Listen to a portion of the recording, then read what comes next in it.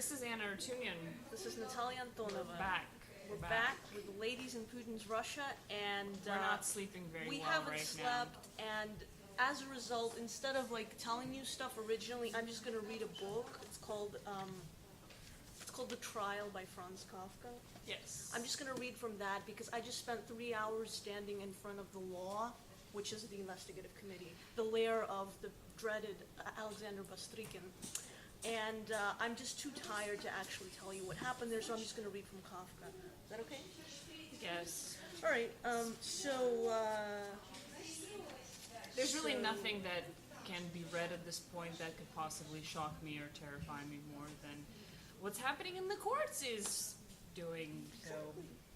Someone must have traduced Joseph K. For without having done anything wrong, he was arrested one fine morning. Now I'm going to read something else. You can't go out. You were arrested. So it seems, said Kay. But for what? We are not authorized to tell you that. Go to your room and wait there.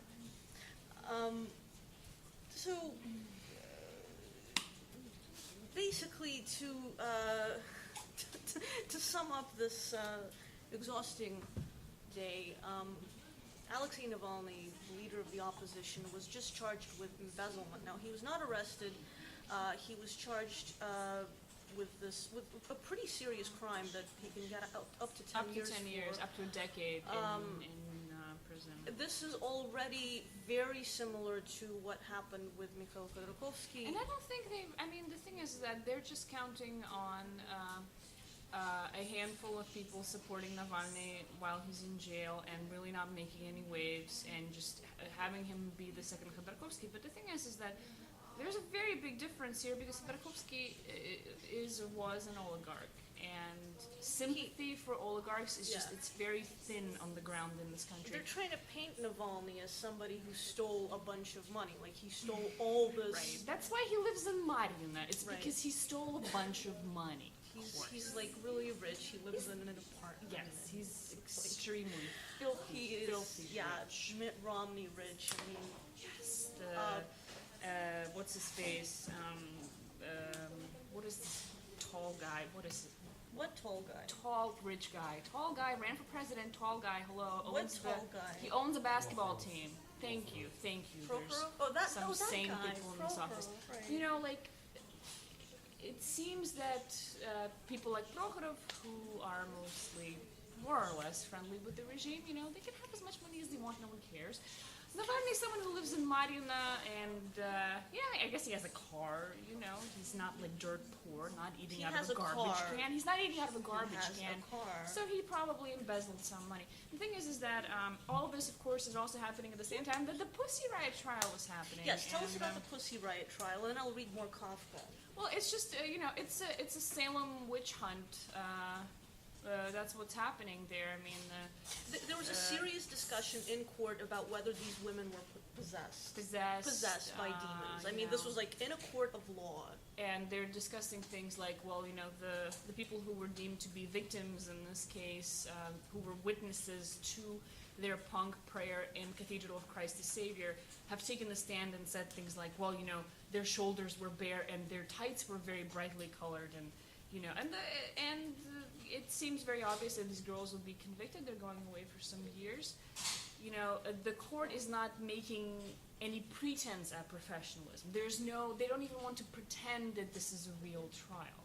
And the fact that there's a libel law that's in place that you might just break these. But I don't think it's professional. I'm sorry, you know, maybe I am breaking a libel law. I mean, considering all these new laws we have here, but I don't think it's professional to put someone on the stand and ask them, what do you think God is? What is God in your understanding? And talking about, you know, God and so on when, you know, we're allegedly living in a secular state.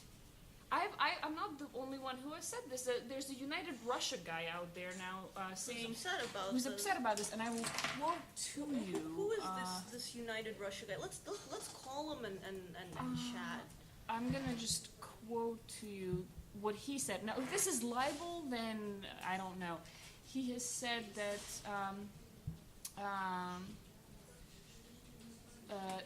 it's horrifying that the Russian court system is publicly spitting on the law and supporting a completely, illiterate indictment, basically. It's not a legal document. When these women were charged with crime officially, there was no legal document in place. It was just kind of a collection of these weird, like, pseudo-medieval religious... And Navalny, by the way, tracts. called it a medieval trial.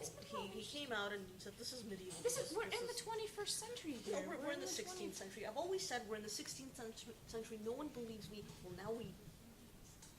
I really think that judicial reform is what this country needs the most right now. I think that if you don't have an authoritative criminal justice system that people have some respect for, then fundamentally you're looking at a system that is being discredited as a whole. The whole of the Russian government is being discredited by this completely rotten system. And the thing is, Russia can have decent courts. We've discussed this before. I've said this before. I'll say it again. They've managed to clean up arbitration courts in this country. You know what I mean? Like, if you go to arbitration court here, you're sort of in a kind of a more sane, normal environment. Everyone has said that. Everyone who's ever been involved in an arbitration court proceedings have said that. So it is very much possible to clean up the system in Russia. It's just a question of whether or not the political will is there. Question is of, I think, also faith and belief. And if I think, can we finish with another quote from Kafka? We're going to go ahead and finish with another quote from Kafka, and then we're going to go away. Yeah, and you'll be rid of us.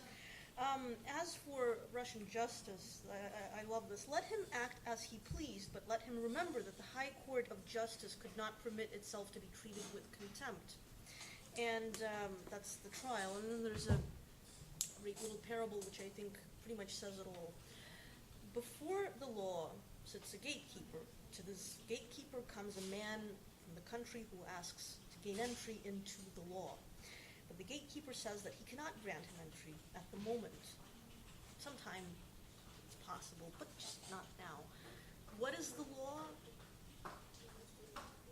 I think you should ask Dostoevsky this question, and the answer will law? not be reassuring. Anyway, until next time,